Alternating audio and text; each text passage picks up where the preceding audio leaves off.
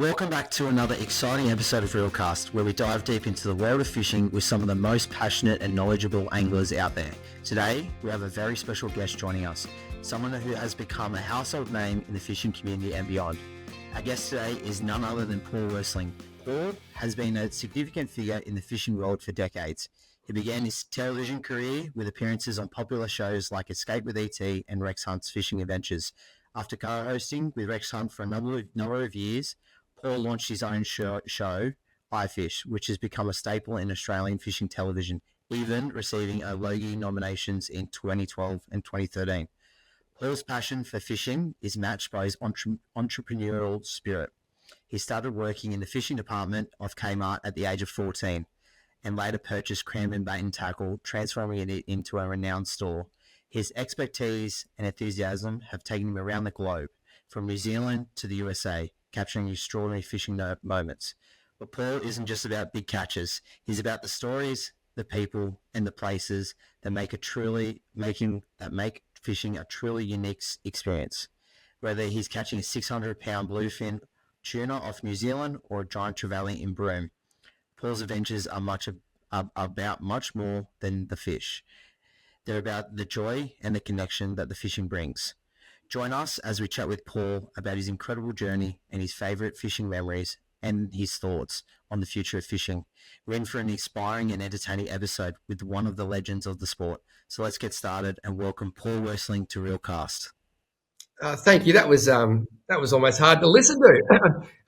There's a bit going on there, but thank you for such a kind introduction. That's very nice. No worries. I guess to start with, what sparked your initial interest in fishing and how old were you when you first started? So I think it all come from, it's hard to look back because at the time you don't know where you're going in life, but I think it all came from growing up on a farm, and I loved animals in general, and I was a bit of a twitcher, absolutely loved birds. And I'd climb trees, look in nests, I'd count birds. I actually went to some bird watching things. I know it sounds very, very boring. And it was my jam. I'd written books about them at school. And then someone introduced me to fishing one day and thought, we'll give this a go. And I went fishing in our dam when Dad had put some trout in the dam, and I was only probably about 5 or 6 years of age, and we caught nothing. And I was extremely frustrated because unless I could catch the fish, I had no idea of what was in that dam. Were there 100 fish this big, or were there 10 fish this big? So it just ignited this flame where I'd look at, say, Port Phillip Bay, and I wanted to put a dam across the heads and suck all the water out so I could see what fish there were. Because I went out in the paddock, I could see a rosella. I knew it was there, what colour it was, but I just couldn't see beneath the ocean. So I became fascinated with trying to catch fish so I could literally just see them, take a photo of them, measure them, compare them to the last one I caught. And it sort of went from there, and I just took every opportunity I could to do it every chance I could physically get. And I still remember being probably 13 years of age and begging my brother to drive me down to Truden, which is about 20 minutes in the car from where we lived. And I just sit there all day with a big red float and a bit of white bait. And I caught 3 mullet, and they were like this big. And when that float went under, it was just the most exciting. I still remember seeing the float go under, and that was like probably 37 years ago, and the excitement that it rang. And I took those 3 little mullet home to show Mum. If you didn't show your Mum, it didn't happen. And it was just the most amazing. And I still get that same joy from watching a float go under now. It's like the biggest adrenaline hit I believe you can ever get in life. I love it. Yep, exactly. Was the mullet your first fish that you ever caught? So I don't really know. It's an interesting one. I always thought the first fish I ever caught was a flathead in Port Phillip Bay. We had a school activities week, and I went on that. We went out off Rosebud. Cost $8 to go on the charter. I still remember it was big bucks. And I caught 4 flathead that day, and I believe they were the first fish I caught. But then an uncle reminded me that when I was 5, he actually took me down to Cape Patterson, and we made our own fishing rods with bamboo and little screws and fishing line, and we actually caught some mullet off the pier there, I think when I was 5, but can't remember. So they were probably the first 2 fish I ever caught, the mullet when I was really young, and then when I was 12, I caught these flathead in Port Phillip Bay, and I still remember being on the school bus and just keep checking him a little esky that was still 4 flathead in there. So excited. Then I cleaned him, had no idea, cleaned him with a knife and a garden hose in the backyard. By the time I'd cleaned him, there was nothing left because I cleaned them to death, literally. But I still remember how sweet they tasted. Then that week I caught a rainbow trout, went to the trout farm another day, caught some more fish, and I just could not help myself, but just wanted to do it more. Love it. I absolutely love it. And I guess you sort of mentioned, and I mentioned at the start there, your first and early, I guess, experiences within the fishing tackle space, working at Kmart and Cream and Tackle Shop. How did that actually shape your fishing career? It probably is one of those sliding doors moments I was talking about earlier with fishing. Like it is the reason I'm here today doing what I do. So actually, my dad, Dutch immigrant, hard worker. I turned 14. He said, "Your name's down at Kmart. You're getting a job, and if you don't want to work, you can leave." I'm like, "Oh, it's a bit harsh. I quite like going fishing on the weekends." But I remember I was dirty. I was so angry with him. But he was of that opinion, and he instilled that work ethic. So I got a job at Kmart, and which I was not happy about. I had to work Saturdays, and I still remember not going fishing. And they put me in the gardening section, and I was no green thumb. And here I am watering plants on a Friday night. People ask me about their gardenia, and I'm like, yeah, right. I knew nothing. I hated it with a passion. So there's a guy called Sam Hayes who was the manager of the toy department, and he liked fishing. So I, on my lunch break, sold Sam a rod, a reel, taught him a few things, and he went out and caught a fish. So he got me moved to the sporting goods department out of gardening. And if you worked in sporting goods at Kmart, you were the sheniz. There was three of us worked there. I can still remember all their names. They were the cool guys. Paul Tavilla was one of them. Marty Rollinson was the other. And we were like, everyone wanted to be like us because we sold ammunition, fishing reels, fishing rods. We watched fishing videos on the TV. We had 3 videos. And I still remember Lord Howe, A Fisherman's Dream, and Ron Calcutt. And as it turns out, I used to watch it. Well, I had 3, watched them again and again and again. There's one video about Lord Howe Island, and it was how they went fishing on a boat called Capella. And there were 6 people who were the legends of the fishing industry on that boat. And of the 6, one of them become my best friend of all time. One of them's a bloody good friend. Like, of all of them, they end up becoming a part of my life, even though at the time I had no idea who they were. So that's pretty cool, that old video, like Shane Mensforth, Hal Harvey, Ian Miller, Steve Starling, they were all on this boat. And these people, as I said, I did the eulogy at Hal's funeral. He's a very dear friend of mine, and I spoke to Shane yesterday. So you just don't know where life's going to take you, but it all happened because I was passionate and I wanted to sell this guy a fishing rod. And believe it or not, Sam, who was 25 at the time, actually went to his 60th birthday party last Saturday night. We're still in touch. There you go. That sliding doors moment, how like you're saying, your life just transformed from that one moment, selling one fishing rod and reel at a Kmart. Like how crazy life can actually just turn into be your absolute dreams. And I guess moving a couple of years along, what was it like working alongside Rex Hunt on his show, and how did that experience influence you? Huge influence. So that's something, again, that's a pinch yourself moment. I remember back in the day we had fax machines, and I used to fax. I had Rex's fax number, and I'd literally fax him a fishing report every week. And then he got me on the radio doing 3AW, and I couldn't speak. I remember my heart was in my throat. I could not speak because of just the adrenaline. So and then all of a sudden I thought, I've got to go to his fishing show, because I was actually writing a lot of fishing articles at the time.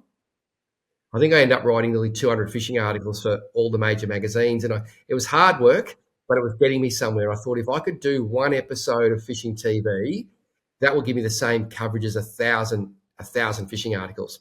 So I'd send him faxes all the time. I got this idea, that idea, this idea, that, and it basically, I didn't know this at the time. He'd take it to the producers, and they'd go, no, don't like it, don't like it. So that's the way TV worked at the time. So in the end, I message and said, it was an interesting one, but basically the hardest thing in fishing television, and this will sound interesting to people, is finding fish, finding locations where the fishing is good at the time you can physically go, and you've got people there with talent who can help you actually catch them and be on TV. It's not a very easy recipe to master. And they just had a period where they were really, really struggling. And I think they reached out and said, got any ideas? And I said, yep. And I said, what is it? I said, I'll get back to you. So I came up with this idea to go to Port Albert. I had a guy down there who I knew was a gun. I'd been selling him rods for a long time. He knew his stuff. So I pretty much organised this whole trip. I organised accommodation. I just did everything because I wanted to have it so bad. And it was Sunday night after work. I'd worked the whole night. And they were picking me up on the way to Port Albert, which was about 2.5 hours down the road. And 5:30, knock on the back door. Rex Hunt stand there. He said, let's go. And for me, that was a real, like, holy crap moment. This guy I've watched as a mentor, as a guru all these years. I'm about to get in the car and drive to Port Albert with him. Then we get there and I'm staying in the same hotel room with him. So imagine at the time, again, at the time he was my hero, like he was a fishing legend. He slips into the single bed next to me and he says, "Now, Paul, I'm just going to tell you one thing I'll never forget." I said, "Yeah, what's that?" And I'm literally shitting myself. He goes, "If I stop snoring tonight, wake me up because I'm dead." I went, "Okay," because he knew he was going to snore. Anyway, I snored all night. I got no sleep. And the next morning, we literally get up early. We get on the charter boat. Um, and we're going out. And I was just there, as far as I was concerned, as an observer. I was just there to watch. And they said, "Oh, come over here, mate." And they started putting a microphone pack on me. I said, "What's this for? I don't get it." They said, "You're doing the show with Rex today." And I was like, "No way." And it just turned out to be an absolute doozy. My sinker hit the bottom and I felt this thump straight away and I knew it was big. It was a 20-pound snapper. Got it in the boat, did the piece, down again, got an 8, 9 kilo snapper. We absolutely cleaned up, had the best day ever. And I actually remember, because I'm pretty observant on what's going on, and I actually remember him looking at the producer and giving him a wink. And I knew that meant he thought I was all right. He gave me, didn't tell me, but, and the producer did the old, and I thought, "Oh, shit, I'm doing all right here," because I was terrified. So then I get a phone call like a week later, said, "Got any other ideas?" And I went, "Yep." "What are they, Doc?" So we ended up going mako shark fishing on Phillip Island and caught a couple of makos, had a great day. And there's a lot of pressure because you're doing pieces to camera that you've never done before, really. And you're doing it with the best in the business. So when he's booming down at you and he's looking down at you like this, and you've got to be able to come up with what needs to be said, the right amount of time, the right thing. And if you stuff it up, you feel like an idiot because everyone's staring at you and he's got to do it all again. So if you're perfect, which fortunately I was lucky enough at the time, I was had the gift of the gab. I was keen. I'd probably rehearsed it 1,000 times in my mind. It worked again. Then they come and said, "You got any other ideas?" So I came up with a trip to Flinders Island. We went to Flinders Island, absolutely nailed it. And it was there that they said, "Oh, look, Paul, I don't want to be rude, but can you dress a bit better?" I said, "What do you mean?" I was wearing trackie. I was wearing fisherman's clothes. Back then, you didn't have Salty Crew and Real Brand and Hook. You had your old T-shirt that your mum used to wear to bed when she was young because you didn't want to get fish guts on it. So I said, "Yeah, I can dress better." And he actually said to me, this producer, "Because if you're going to be a part of this team, you're going to need to look like it." And that was his way of saying I had a job on a fishing show. And I'm like, "What the?" And it just developed from there. And eventually, yeah, I've become co-host for 4 years. And there's still a lot of things I do today that even my wife and my son go, "Oh my God, I can see Rex Hunt." Because he taught me how to make television, whether he was physically teaching me, which he wasn't really, but I was there watching. And I learn a lot by watching what others do. And if I like what others do, I will mimic it in a way because I know if they're good and I can be a bit like them. So I learned the way he did it. I learnt the way he made TV. I learnt the way Dreampool Productions made television because they were the fishing television. So it was just that learning curve. And that 4 years, I still say today, was just an apprenticeship, like a mechanic, like a builder. I I won't say I was treated like crap, but I worked bloody hard, did all the crap jobs. I wasn't treated like a princess. I'll give you the tip. You were treated like the first year mechanic. Yeah. I had to do a lot of crap jobs. I got let down a lot of times, and I don't know whether they meant it to try and make me tougher, but it was all maybe look if he gets kicked in the guts, can he get back up? He keeps getting back up. He's having another go, and I just kept doing that. So I actually remember there was a day, and it doesn't matter why, but I just had a really bad day filming, and I actually rang my mum and burst into tears. And I think I was in my mid-20s at the time. It was pretty brutal what had taken place, and it wasn't the crew I was with or Rex, or it was actually the charter boat operator. Was just he was brutal, and he just treated me like a dog, and and no one else either noticed, but didn't stand up for me. And my mum just said, "Just put your shoulders back, take a deep breath." And the next day was better. But there was a lot of moments. There's a lot of, it hasn't always been easy. That's the only reason I tell that story. I don't want anyone to feel sorry for me or really care, but it hasn't all been beer and skittles. But I always say to my son, the only difference between you and the people who won't succeed will just be getting up one more time. Just fall over 1,000 times. Just get up 1,001. And that's what I've just kept doing. And eventually that gig literally taught me to be able to do what I do today. And it's not something you can go to school for. So I'm very, very lucky I did it. Exactly, and that's that understanding of like just keep going, keep trying, and you just never know with that sliding doors again when that will your opportunity will come and a bit of luck comes your way and stuff like that. Like it's no secret that a lot of successful athletes and successful people across the globe that it's all about how hard they actually worked for it. They didn't just get gifted anything, and it was about hard work. And I guess after Rex Hunt, then you started your own fishing TV show, iFish, and like I said before in the intro, it actually got some Logie Award nominations. And what inspired you to actually create the show, and how has it evolved over the years? Yeah, so I obviously love doing fishing television. It was my goal from a probably a youngish age to do that, because what a gig! You get to go fishing around the world and eventually get paid for it if you're any good. So it's a pretty cool job. Everyone wants it, and you can't get on Seek, and you've just got to go through the right path. And I thought once I'd done 4 years of it, I loved it so much, and it was really good for my business. I owned the tackle shop in Cranbourne, and the more I was on TV, the more I could promote that. So I wanted to keep it going, and we literally had to film some stuff down at a place called Warneet. And at the time, Rex had international shows, and we had to fill the international shows with fishing tips by the time you took out all the stuff that was irrelevant for overseas. And we were down there filming the last 10 fishing tips of his international series. And a producer said to me, "What do you want to do with your life?" I said, "Oh, I'd love to keep making fishing television." He goes, "Why don't you?" I said, "Yeah, right." As if anyone's going to want a fishing show with Paul Worsing as the host. He goes, "We'll try. I'll try." I said, "Yeah, right." And I just thought he was dreaming. He rang me back that afternoon and said, "It's done." I said, "What do you mean?" He goes, "It's done. I've got you on." I said, "No," and he was serious. He'd rung the people and he said, "Look, Rex is leaving." But he had the contacts. He knew exactly who to call. And I think at the time, the guy at Channel 10 was a guy called Jared Patan from memory. Name was this with him. He said, "It's done." And I had to go to Sydney to meet with them. I went to Sydney or whatever, and they said, "Yep, let's make it happen." And all of a sudden, we had this show. And the ironic part about I Fish was we didn't have a name for the show, and we had to do a pilot. And I'd already done an episode of Rex Hunt Fishing Adventures, and Rex wasn't in it. He was filming the footy, so we thought we'd just use that as a pilot. And in the pilot, we just needed a new intro. So I did this intro, ran out to my car, and my car was parked in the street, jumped in the car, and the car drove off down the street, and then we went into the Rex Hunt episode. And my number plate was I Fish. And the cameraman at the time got a shot of that number plate, and as it drove away, it disappeared. And my producer, Michael, rang me 5 days later, said, "Look, I put the pilot together. What do you think of the name I Fish?" I said, "That's crap.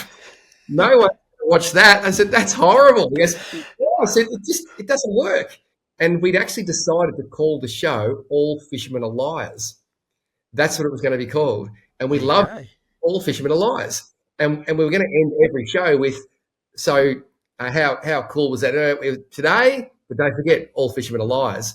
As a bit of a, because they are. Like if you call it £20, it's only 18. You've got to add the badge factor. Yeah, GST. And he convinced me to call it I Fish. And thank you very much for doing that. It was great. Because the reason I had that number plate in the first place, when I was going to uni, I bought my first second car. I wanted a personalised number plate, and I wanted a number plate that when I drove past someone on the road, it told them exactly who I was. It gave them my identity. It was me in a bundle. That was it. And I could only have 6 letters because of the Victorian rules at the time. So I just played around with 100 ideas, and eventually I came with I Fish. It was 5 letters, cost me $295. And no matter who saw it, it was a statement that was me, and that's what I did. And it's pretty remarkable. This is before Apple ever had an iPod. It's before I'd ever seen any I put before any word anywhere in the world. And now you can't, it's everywhere. So it's pretty amazing that I stumbled across that, got the number plate. That was back in 1992, I reckon. And Apple even invented an iFish, believe it or not, if you Google it, and it was a fish that swam around your desk and played music about 6 years, 7 years after I come up with the number plate. So, yeah, it's pretty special. Again, the sliding doors moment that it all fell together. Had we not got a shot of that plate that day, probably wouldn't have thought of it. And some things happened in later life, and I wouldn't be still making TV today if the show wasn't called I Fish and if he hadn't got that shot of that plate. I won't go into why or how or where, but that moment pretty much saved my career. There you go. I love that. And I guess talking about the show, I have a few, I guess, memorable moments from me watching it since the start all the way to now. I reckon I would say I've watched every episode. Whether I remember every episode is two different things, but I know there's over 500 episodes that has been filmed, which is absolutely insane. There's three. 631 as of yesterday. There you go. There you go. There's three moments that me, my best mate, and my dad we all talk about because we used to always sit down and watch your shows on Sunday afternoon. We'd whether we taped it on the old Foxtel and go back and watch it and all that sort of stuff. There were three. There was one up in Darwin where you were catching queenfish and stuff like that, and the boat was spinning around while you were catching the fish, and you were going, "You spin me round," and I lost it. I was like, "That's the funniest bit of television ever," and that's like just that moment just hooked me to watching a television show. The second one would be the snapper on the spanner. I remember us sitting there watching it, and Dad was like, "There's no way. This guy's a good fisherman, but there's no way he can do this. There's absolutely zero chance." And meanwhile, drop down your spanner, up comes a beautiful snapper, and the last one, the last one was I think you were jigging for Samson fish off the top of my head out of Western Australia, and you managed to hook one of the Samson fish, and then next minute you went flying over the charter boat and into the water. I was just like, those three moments across all of the three episodes, I'll automatically go back to remember. That's very cool. So the first one was in Gove, from memory, and it was like, what is going on? We were catching big queenies and brassy trevally, and that boat. I remember it spinning. I still remember being there. You're taking me back. And I can't remember it. I do a lot of dad jokes, so I understand I would have sung that. Like when you catch a fish and it comes up bitten in half by a shark, and you go, my legs, I can't feel my legs," because that was on an ad. I've done that a few times. The Samson fish, that was actually the second episode we ever filmed of I Fish. That was series 1, episode 5. It ended up going in at 5. Got pulled overboard and opened the bail arm, gave the rod and reel back to the boys, swam back round, jumped in, and still caught the fish. That was pretty cool. What was the third one? The third one was the snapper on the spanner. Oh, so the only thing I dislike about that is I did it all right. I didn't think it was going to work either because it was stupid. So normally I would spend a minute and I would physically talk about it, explain it. I didn't do any of that because I thought this isn't going to work. I drop it down, bang, and that fish from memory was nearly 20 pounds. I get it up. I dropped it 6 times and caught 6 fish that were all 10% give or take of nearly 20 pounds. Then I did a little piece in between explaining the spanner, because people are never going to believe it. And it was a bit rough that day. That day I was fishing with Cameron White from memory and Johnny Hastings, the cricketers. We caught 100 snapper that day, and we weren't allowed to start fishing until 12 noon because of the opening of the season. And it was just we were laughing so much because it was so stupid. And I remember saying that I was a bit of a fool, which is why I used a spanner. And also I had to use a spanner and not a wrench because the snapper in the bay there fed on spanner crabs. So it had to be a spanner. That was the only tool that would actually work. And we were just literally pissing ourselves because it was so stupid and so funny. I wish I had known because I grabbed that spanner. It was in my hand yesterday. It's in my fishing room. And I picked it up. It's still got the assist hooks on it. And I just look at it and go, that's a pretty special thing. Yeah, that's definitely probably one of the big trophies that you could actually have. You go, however, that's spanner over there. Do you see that? That's what I caught a 20-pound snapper on, would you believe? So wrong. It's just absolutely insane. I guess moving on from the funny moments, there's also been some amazing moments. Like we've spoken before, 600-pound bluefin tuna off New Zealand, 1,000-pound marlin off Cooktown, 42 sailfish on one day off Broome. Out of all those moments, what would you say is the best experience while filming TV? Wow. Yeah, it's pretty hard to get your head around some of that stuff. Look, I reckon the best experiences I've had filming have to be with my wife or my boy. I can't even tell you what the fish were or what, but when you get to go to an incredible part of the world, like I'm talking not 1% of the population gets to go there, you see and do things that, again, less than 1% of people, and then you achieve great things. You catch big barramundi, you see crocodiles, you fly choppers through gorges, you go back to a beautiful resort and enjoy dinner and a swim with your family and your friends. And then you get to literally have a team put that together in a package that is television perfection. So you've got it forever. They're the ones where I just go, how lucky am I? Like, even having Jet when he was 2 years old, he's trying to cast off the shore and he puts the hook in my foot. Like that to me, to have that actual footage and to have him in all those stages of his life where he's growing up and the way he spoke, which was so cute. And I don't know why, this is random. I say it to Christy all the time. Many years ago, I always wanted to go to Scotland to catch a big salmon in the rivers there, because to me that's like the holy grail of fishing. It's like if you're a Catholic, you want to go see the Pope in Rome. It's just the thing you do. So we went over there. It had been the toughest season in history, but I managed to catch 3 salmon in the river there. And it was just such a really amazing experience that me, my wife, my boy went all the way to Scotland. I hooked up with a Dutch crew we didn't know, and we made this great TV. And then after a week of filming, we done it. And we went to this restaurant in Glasgow, me, Christy and Jet. And it was just this overwhelming feeling of relief and pride and excitement. It was just the 3 of us. And on the kids' menu was pizza. But Jet's like, pizza, hello. I think he's like, probably, I'm guessing 6 years old. Well, they come and put a chef's hat on him, and they put the pizza base in front of him and all the ingredients, and he gets to make the pizza himself at the table. And then they take it away and cook his pizza.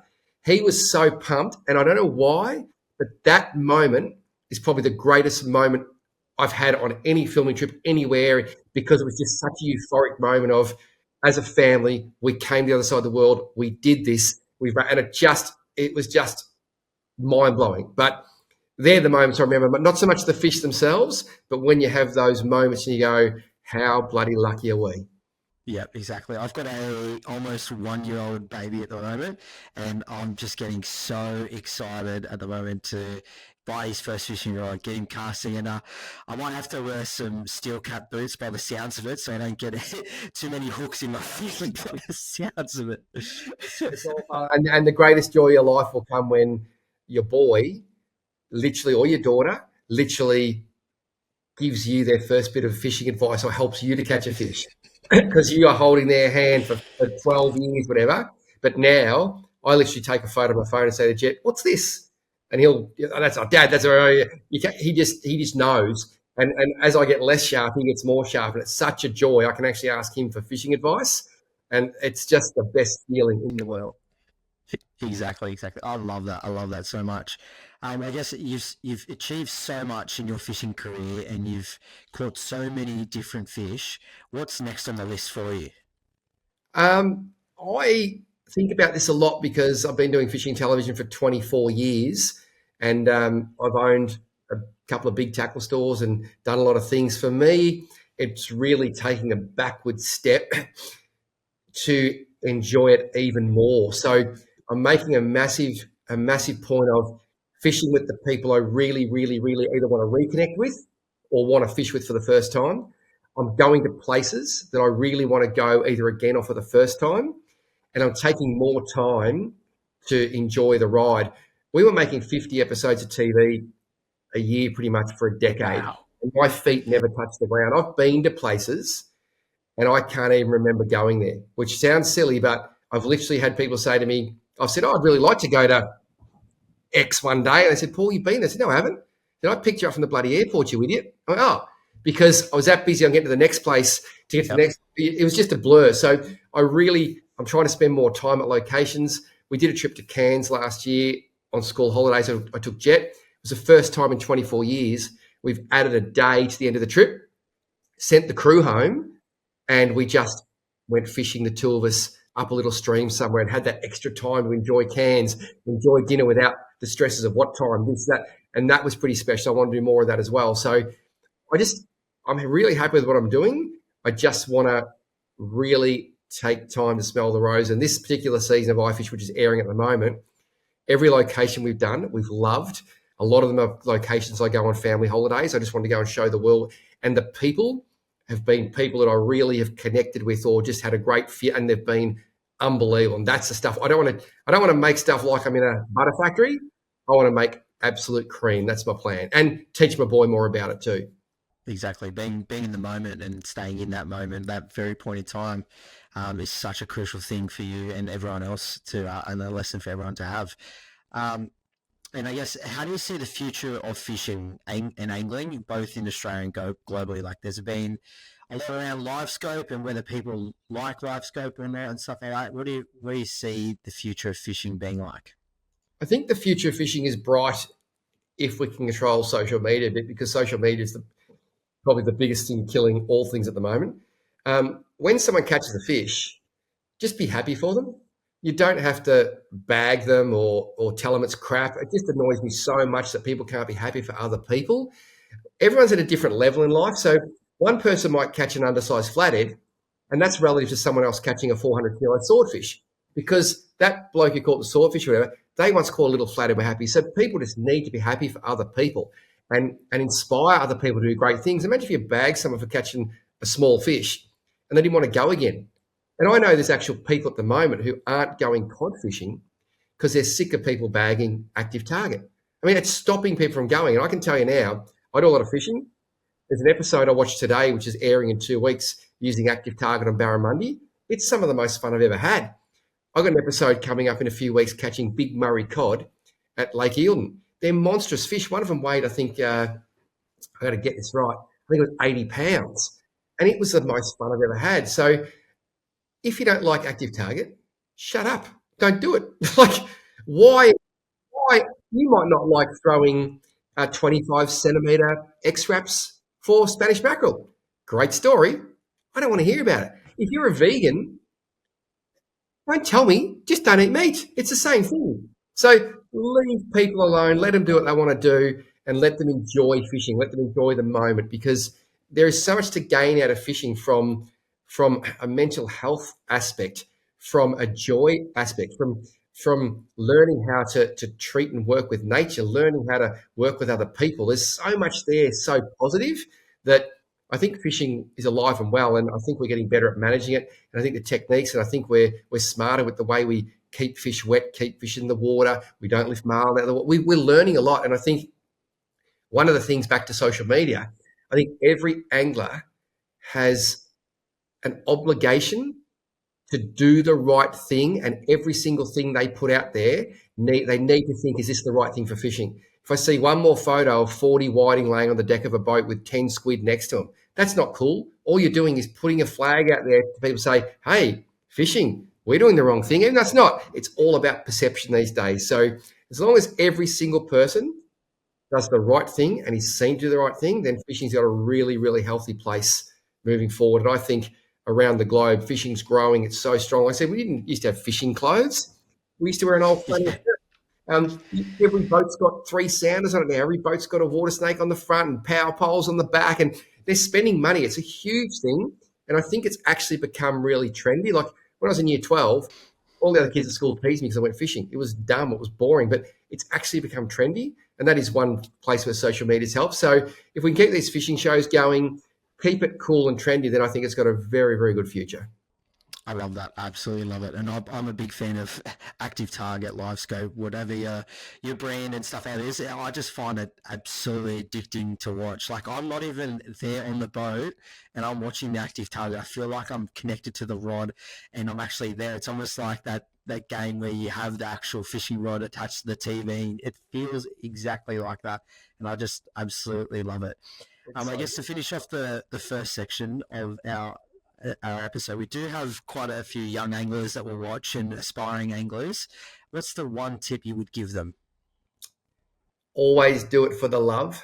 So I don't know if that's because if they're aspiring because they want to one day get into the fishing media, or if they just want to be better anglers. But I see too many people doing fishing because they're hoping that if they put a certain picture up, they might get 2 packets of free soft plastics. Or they catch a fish, they are, right, I'm an expert now, and they're hitting up companies for some better jig heads and a Rapala. I always say, just do the best job you can do. If you want to go fishing to make money, you're probably doing it for the wrong reason. Go fishing because you love it, become good at it, post all your stuff, be clean about it, and then wait to be approached by someone who thinks you're doing a good job rather than knocking on doors.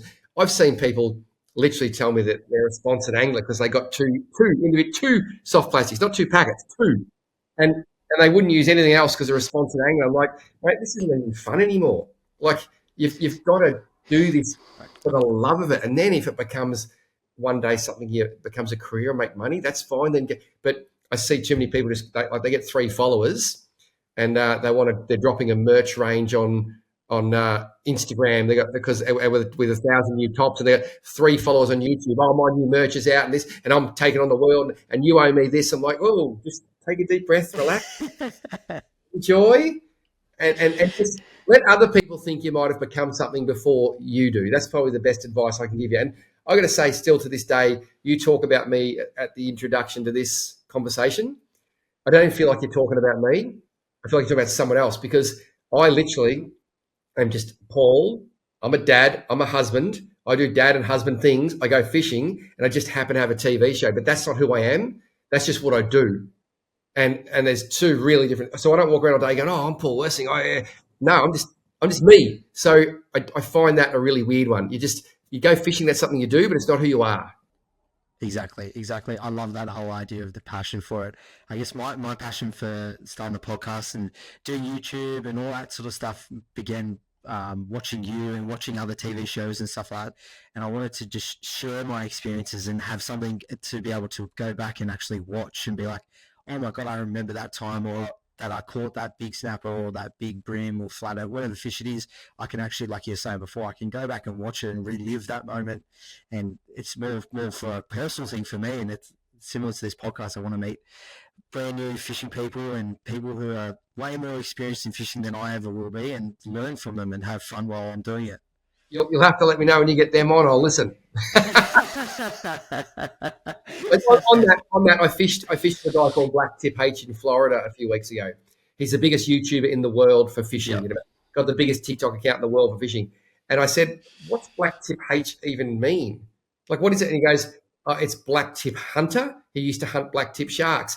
And his first YouTube video ever put up, he just put up because he caught some fish and he wanted to put it on YouTube to save the memory forever. And now he's had videos with 78 million views, and it's his full-time career. So you just never know where it's going to go, but just let it take that natural path. Exactly right. I went back and had a look at my first few videos that I ever put up, and oh my God, they're cringy to watch, I will admit, but they are still some great memories. I guess moving on to the last section, if you haven't looked at Paul Westling's Instagram over the last, I guess, month, you wouldn't have seen a very, very nice catch. I'm guessing you might have caught more than one of these fish, but we're going to be talking about targeting tarpon, and I guess talking about his experience in targeting, something that isn't common here in Australia, let alone probably ever, and it's something that's more common overseas. So it's something completely different to what we normally talk about. Can you remember the first time you ever hooked into a tarpon and what that experience was like? It was unbelievable. They're a bit of a mythical creature. I think of them as the barramundi of America, even though the snook is more like a barramundi. But they're just that fish. If you go to America, you'll want to catch. You've seen the famous fly fishing films for them. They're just special. And the first ever fished tarpon, I was actually over there sword fishing, and we had a spare day. And the guy said, "Look, we want to use bait because the water's really dirty." And I said, "Look, I don't care. I'll take whatever. I want to catch the fish." So the first one I ever hooked, I think it was about 60 pounds. And I remember as the line went, the jump was just mind-blowing. I caught that fish in about 10 minutes. I was like, this is just the best thing ever. And then half an hour later, I hooked a fish, and I fought for nearly 2 hours. And it was about 150 pounds, about six feet long. That was just crazy fish, jumped out of the way. And at the marina at Butter Mary's, they actually had a tarpon mould, and it was hanging upside down. And I remember looking at it when I got to Butter Mary's and went, oh my God, imagine if I could catch a tarpon that big. Like, it was a pipe dream. And the fish I caught, we actually measured the same length as that fish. And I went, wow. And when Christy come to grab me from the marina, I said, I just caught that fish. Like, no, I can't be true. But they are the toughest, most incredible fish. They're air breathers. So when you physically got one on, he'll come up to take a gulp of air, and you pull your rod down the opposite direction. So if he comes up to the right, you pull your rod down to the left. If he goes left, you go right. And what you're trying to do is pull his head under the water the whole time. so we can't get a breath of air. He gets a big gulp of air, there's another 10 or 15 minutes. And, Wow. and they jump, like they'll jump 6, 7, 8 foot in the air. They grow to massive size, and they're literally, you can find them everywhere, rivers, lakes, offshore, on the beaches, out on the shelf. They're special fish that look like a giant pilchard, funny enough. Yeah, exactly. That's what I was about to say. They look like a huge pilchard, but there was a photo you put up of the scale of one of them, I'm guessing it was. And it was basically the size of your hand. Like, that's phenomenal. Like, I've caught a meter 22 fish on a 1 to 2 kilo rod using 6 pound braid, 6 pound leader. It was a complete fluke. I remember releasing it and I was like, oh my God, how can I have a memory of that? And there was a scale left on the floor in my boat. I'm like, that's my memory right there. And even then I was like, that's a huge scale of a fish. And then he posted that one. I'm like, well, once, not even a quarter of it. So, I've got to stop this upstaging. People won't like me. I had that scale in the palm of my hand. It was bigger than that, like crazy. And I remember just going, that, it's, pardon the pun, but it put things into scale and perspective for a fish to have a scale that big. And that fish was one of the few moments in my life where the only way I can describe it when I first saw it, imagine if a friend rings and says, oh, I just got a new puppy. And you go, oh, what'd you get? Yeah, a Labrador puppy. It's 8 weeks old, right? And they come to your house, knock on the door, you open it, you have a perception of exactly how big that thing's going to be, right? Imagine you open the door and the thing is standing 6 foot tall. You just about fall over because there's no way you might comprehend that. And that fish was one of those fish when I saw it, particularly when it came into the boat, I couldn't comprehend a fish could grow that big. that's just, it is mind blowing. The size of that scale, let alone the size of the fish, it was just absolutely crazy. But I guess let's get into a bit of the tackle and stuff like that and the techniques that are involved into actually being able to catch them. I've got no clue in regards to this, so you're going to have to fill me and the listeners into it. You can catch tarpon on fly, lures, and bait. Fly is the preferred method because it's pretty cool to get a tarpon on fly. Bait is pretty cool too because when we were just in Florida, we were catching live crabs in a dip net and then hooking a crab on under a float and casting out, letting the float down, and then hooking the big tarpon. Jet hooked a tarpon, which was massive. He fought it for an hour. It was a big fish, like I'm thinking over 100 pounds, and the hook broke on the leader. A 6-0 hook snapped in half. That's how much power these things have got. Wow. So we technically landed the fish because he had the leader through the rod tip, but the hook broke, so we never got a nice photo with it. So you can bait fish for them, really, really effective. Or you can be casting lures on a light outfit trying to catch rooster fish off the back of the surf break, and a monster can take your lure. That's the other way to catch them. Wow. And I basically had this little 10-centimetre Rapala, like I'm talking 10 centimetres with light gauge hooks, like I'm talking trout hooks, and I'm chucking a lure for rooster fish, and I feel a tap, and then my line just zings off, and I see this beast roll out of the water, and I actually said to Jet, we're in trouble here. I actually said, this is an hour 50 fish. And he goes, no, you've got this, Dad. You'll get this in an hour. I said, and I just knew. And in the end, by hook or by crook, it was an hour 50 fish. And it almost killed me. I could only put so much drag on it because it was a twin power 8,000, 50-pound braid, 180-pound leader, I think it was, and an Oshia rod. And it was a lighter outfit. And if I put any more drag on it, I knew these hooks would just break in half. They were like needle thin. And after about an hour, he come up to get air and he turned the right way. And I could see the hook was actually on the outside of his head, like weird across his face. So he's obviously slashed it and hit it. And that made it impossible. When he was doing the big pinwheels, I couldn't turn him because as soon as I get to him, he just turned the other way. So I had to develop a method where I'd let him go back the other way and then get him as he swam back towards the boat. And he did that lots of times. And all I did was try to bring him up an inch further each time. So grabbed the leader twice, and I just made the guy dump the leader because, again, you're hanging on this monstrous fish. He goes, hook break. And on the third time, he managed to grab it by the jaw. Like I'm talking, you'd fit your head inside this thing's mouth easily. Wow. He grabbed it by the jaw, and this fish was cooked, you could tell, but I've never seen this happen ever. As he grabbed it, the fish literally convulsed. And I reckon its heart might have exploded because it coagulated lumps of blood the size of calf livers just started flying out of its mouth. Like, it was bizarre. It just died. It just blew up almost. So we slid it. He grabbed it and slid it over to the boat, and it never moved. It didn't even shiver. It was just gone. Wow. And I was sad for the fish because I did want to let it go, but I was also happy for where we were in the village because there was 69 people in this little village in the middle of the Colombian jungle that were licking their lips. They were so excited, and I don't have a problem with people eating protein. And just to clarify, tarpon are a fish that live in the Atlantic Ocean, so on the east side of America. They're not supposed to be in the Pacific.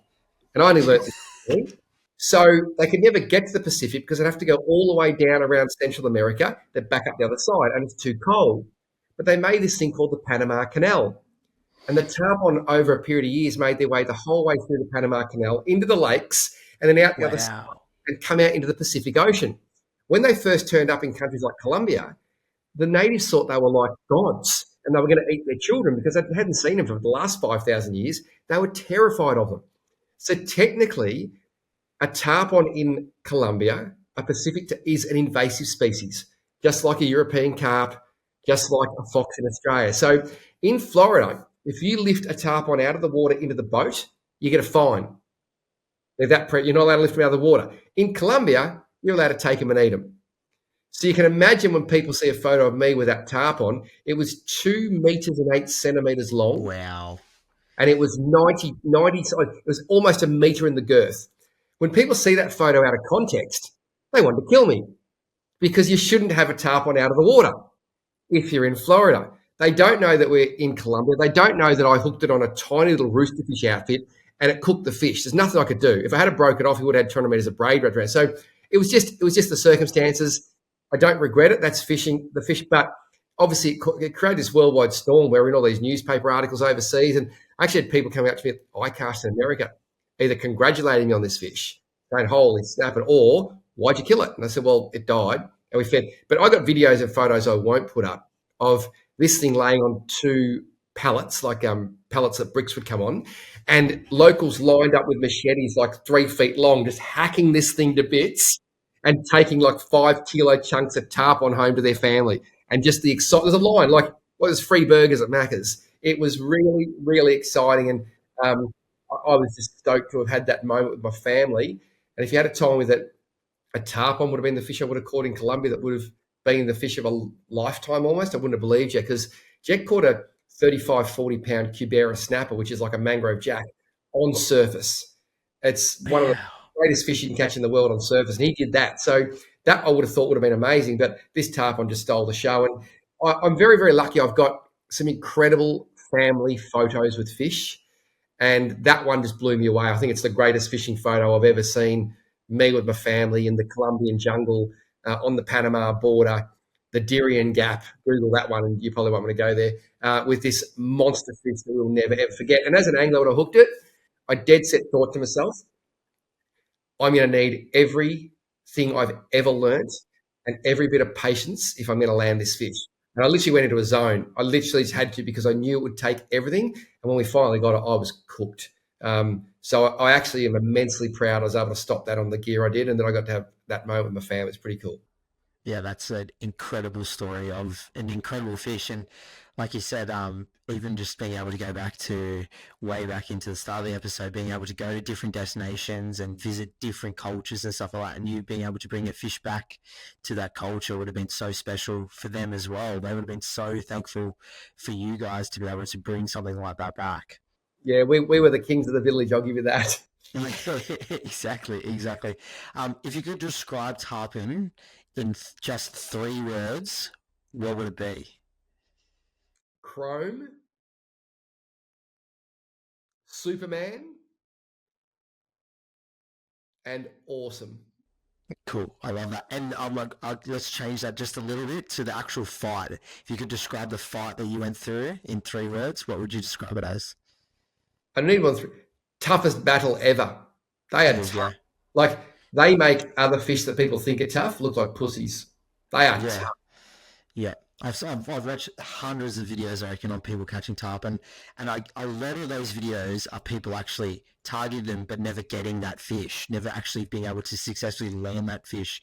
And obviously, everyone talks about Florida tarpon and all that sort of stuff, and that's where the majority of the videos are. And it's just insane how much of a great fish they are. And but also the hookup rate is obviously one thing, but the actual landing percentage is so low. It blows my mind. Very, very lucky. Very, very lucky to actually put a hook in one and to keep it in one. And as we saw, like I said to Jet, who would have thought the two fish we caught, mine being the size it was and you being the size, who would have thought that a 6.0 circle hook would let you down and these super fine wire trebles didn't let me down? Like, of the 6 points on the two trebles, 3 have snapped off. I've got 3 left. And when he come in, one hook was actually on the top of his head and the other hook was in his eye. And I think that could be the other reason he was cooked. Like, he just fought to the end. So, and that might have been the reason I caught him. Because Wrap it all up. Firstly, Paul, thank you so much for being able to come on the podcast. And thank you for being so welcoming and precious with your time, being able to come on the podcast. I asked you out just randomly on Instagram. I was like, you know what? I'm just going to throw it out there and see if I can get a bite back. And pardon the pun, I did manage to catch what I actually wanted, and that was you coming on the podcast. I think I'm getting the dad puns now from you after an hour. I think there's a few coming already. nice. But As long as seriously, you don't thank go you. saying it was an IGFA world record, because then you're just calling me fat. Yeah, I've got a long way to go because that was so quick-witted and so good out of you. Nice. I guess, and if anyone wants to watch, see any type of your content, and where should they head? Best thing you do is go to YouTube, search iFish TV, or just follow us on Instagram and Facebook. We've got the current series on air at the moment, Channel 10, and basically we'll tell you when it's going to be on, what it's doing, and in this social world we live in, you'll be able to see. So, and I am extremely proud of the television we're making this year. I said to my producer this week, it is the best we've ever done by a mile. I just keep wondering how I can lift the bar. So as long as I keep being super proud of it, I'll keep trying to do it. I just really hope that people get something out of it. And it's really nice to hear your kind words that at some stage of your life, it might have inspired you or you spent time with your dad and your mate watching it. That gives me a huge buzz. And whilst that's happening, I'll keep trying to punch it out. No, in all seriousness, you've inspired me to start YouTube and start filming and stuff like that because you were the first fishing show that I watched. I remember as a young kid, Foxtel pressing the record button Saturday mornings on all the different channels, and then going out fishing, coming back and going, "Oh, I just fished. I'm a bit tired. You know what I'm going to do? I'm going to sit down and watch more fishing."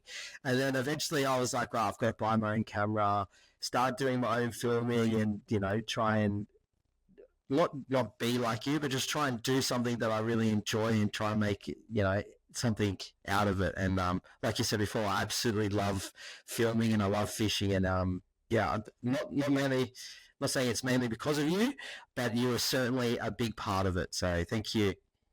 Look, let's admit it. What you're trying to say is the only reason anything is because of me. Yeah. Okay, I take it. I'll stop. I won't say anything. All right. You got me. Okay.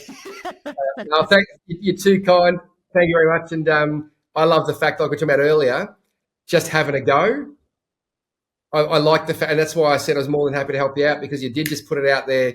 And if I did this, or when I was doing this growing up, I would really appreciate when people stopped and took the time for me. And that's why I'm more than happy. And I hope you're a raging success, mate. And I hope you even get some cool, famous people on your podcast that know something about fishing in the future.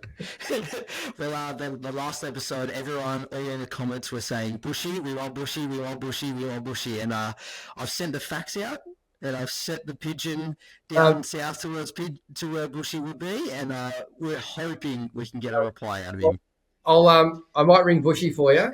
He's one of the nicest guys I've met in my entire fishing journey, and the best angler I've ever met too. By the way, like no one comes near him. He's a freak. He is such a nice guy, though. He won't be able to turn a computer on. He won't be able to find a telephone. He'll probably get the time wrong because he'd be out fishing. That's the hardest thing with Bushy. Like it's hard enough just having to ring him on the phone and catch him. So I don't reckon you'll get him unless someone is there to hold his hand. But if you do, you'll love every minute because he's a gentleman, great guy. I reckon I know about 1% of what he knows about fishing. I just love the man, and he's always been super nice to me, which, again, people like him gave me a really leg up, so I really rate him. Yeah, exactly. I think I might have to make the drive down and just hopefully, run right past him or wait at the boat ramp early one morning and just camp out and see if I can find him. Let's get the coffee shop at 9 a.m. and get a cappuccino. Yeah, exactly. And that's going to do it for episode 3 of Realcast again. Thank you to Paul for coming on and spending some time chatting to everyone. And don't forget, like and subscribe. And we'll see you in the next one. Peace out. Cheers.